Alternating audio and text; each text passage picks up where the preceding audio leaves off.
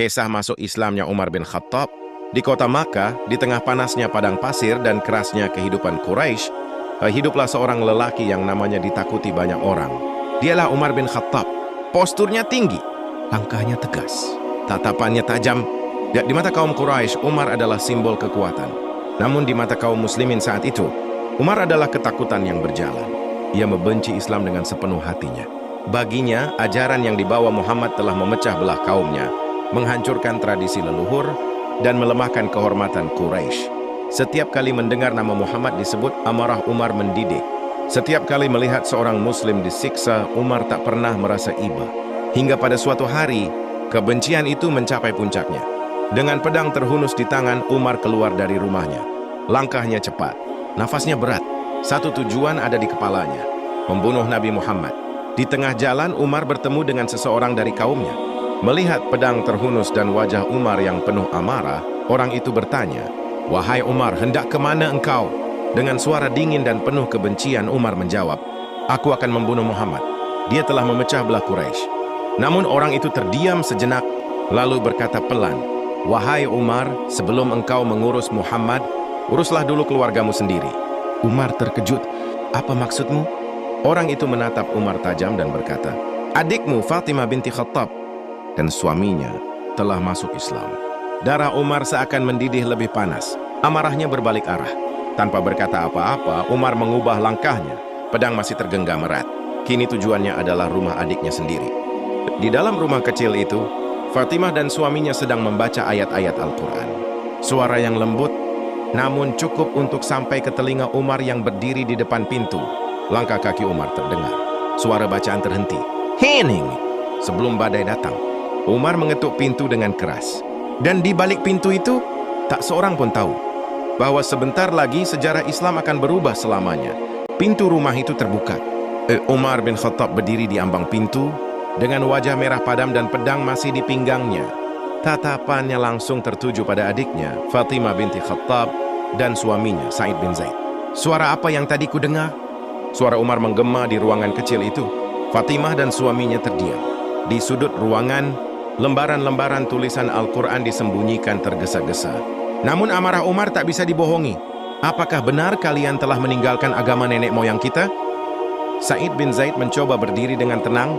"Wahai Umar, bagaimana jika kebenaran itu bukan pada apa yang selama ini kita ikuti?" Belum sempat kalimat itu selesai, Umar menghantam Sa'id dengan keras. Fatimah berteriak dan mencoba melindungi suaminya. Namun Umar mendorongnya hingga terjatuh. Darah mengalir dari wajah Fatimah. Umar terdiam. Untuk pertama kalinya, ia melihat darah adiknya sendiri akibat tangannya. Dengan suara bergetar namun penuh keberanian, Fatimah berkata, "Wahai Umar, lakukan apapun yang kau mau. Kami telah beriman kepada Allah dan Rasul-Nya." Kata-kata itu menghantam hati Umar lebih keras dari pukulannya sendiri. Tatapannya melembut, nafasnya mulai teratur. Amarah yang tadi membara seperlahan berubah menjadi kegelisahan. Umar menunduk, lalu berkata dengan suara yang jauh lebih pelan, "Berikan kepadaku apa yang tadi kalian baca." Fatimah terkejut. "Engkau najis, wahai Umar. Tidak menyentuhnya kecuali orang yang suci." Tanpa membantah, Umar pergi. Ia membasuh tubuhnya, membersihkan diri, seakan sedang bersiap untuk sesuatu yang besar, meski ia sendiri belum menyadarinya. Iskambri. Dan lembaran itu diserahkan kepadanya. Tulisan yang pertama kali dibacanya adalah, "Taha, kami tidak menurunkan Al-Quran ini kepadamu agar engkau celaka." Setiap kata menusuk hatinya. Setiap ayat terasa berbeda. Bukan seperti syair, bukan seperti sihir. Ini terasa hidup. Tangan Umar bergetar, matanya berkaca-kaca. Dan untuk pertama kalinya dalam hidupnya, Umar bin Khattab mulai meragukan kebenciannya sendiri. Lembaran itu jatuh perlahan dari tangan Umar. Dadanya terasa sempit. Hatinya bergetar. Ini bukan sihir, ini bukan syair. Dan ini bukan kata-kata manusia. Dengan suara yang berat namun jujur, Umar berkata, "Betapa indah dan mulianya kalimat ini." Fatimah dan suaminya saling berpandangan. Harapan mulai tumbuh di wajah mereka. Lalu Sa'id berkata pelan, "Wahai Umar, Rasulullah sedang berada di rumah Al-Arqam." Umar mengangguk. Ia mengambil pedangnya. Namun kali ini bukan untuk membunuh. Langkahnya menuju rumah Al-Arqam terasa berbeda. Setiap langkah seakan mematahkan kesombongan lamanya. Setiap tarikan napas membawa kegelisahan dan harapan sekaligus. Di rumah Al-Arqam, para sahabat sedang berkumpul bersama Rasulullah. Tiba-tiba terdengar suara langkah kaki di luar. Seseorang mengintip dan wajahnya pucat.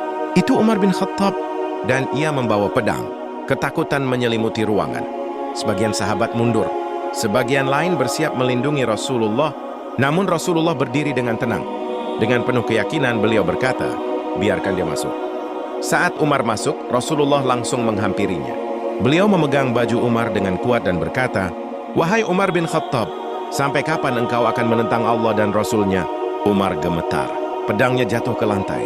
Dengan suara yang pecah oleh tangis, Umar berkata, "Wahai Rasulullah, aku datang untuk beriman kepada Allah dan engkau sebagai utusannya." Hening.